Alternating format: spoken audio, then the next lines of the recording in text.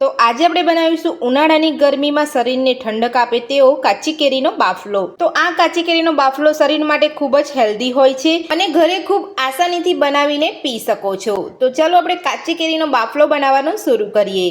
તો કાચી કેરીનો બાફલો બનાવવા માટે મેં અહીંયા પહેલેથી જ કાચી કેરીને ધોઈ અને આ રીતે નાના નાના ટુકડાની અંદર સમારીને રાખી લીધેલી છે। તો કાચી કેરીનો બાફલો બનાવવા માટે મેં અહીંયા 250 ગ્રામ કાચી કેરી લીધી છે અને 250 ગ્રામ આપણે અહીંયા ગોળ લીધો છે। તો જ્યારે પણ તમે જેટલી ક્વોન્ટિટીની અંદર તમે બાફલો બનાવતા હોય ત્યારે તમારે અહીંયા કાચી કેરીનું અને ગોળનું માપ તમારે સરખું રાખવાનું છે।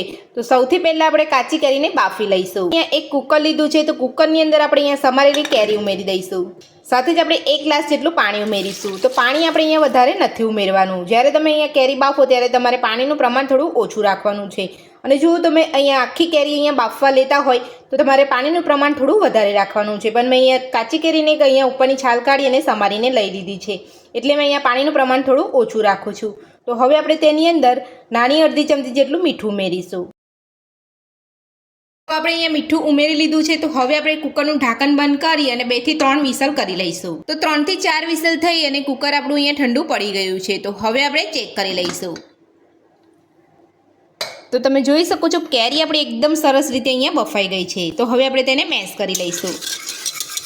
અહીંયા તમારે બરાબર કેરી બફાઈ ના હોય તો તમે અહીંયા હેન્ડ બ્લેન્ડરથી પણ તમે અહીંયા કરી શકો છો। તો બધી જ કેરીને આપણે અહીંયા સરસ મેશ કરી લીધી છે। તો હવે આપણે એક કઢાઈની અંદર લઈ લઈશું। તો ગેસ ઉપર એક કઢાઈ મૂકી છે। તો હવે આપણે મેશ કરેલી કેરી ઉમેરી દઈશું।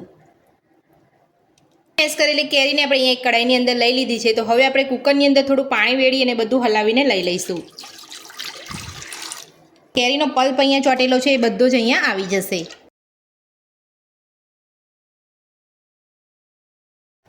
તો પાણી ઉમેરીને બધું આપણે અહીંયા સરસ મિક્સ કરી લઈશું। તો બાફલો અહીંયા પાતળો જ હોય છે, એટલે તમારે અહીંયા પાણીનું પ્રમાણ આ રીતે તમારે લેવાનું છે। તો તમારો વધારે બાફલો જાડો હોય તો તમારે થોડું પાણી ઉમેરી લેવાનું છે। તો બધું જ આપણે અહીંયા સરસ મિક્સ કરી લીધું છે। તો હવે આપણે તેની અંદર ગોળ ઉમેરીશું।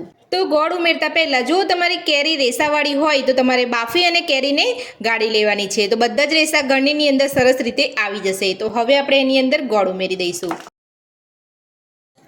તો ગોળ ઉમેરીને બધું સરસ રીતે આપણે અહીંયા કૂક થવા દઈશું। આપણો ગોળ ઓગળી જાય ત્યાં સુધી આપણે અહીંયા કૂક થવા દેવાનું છે।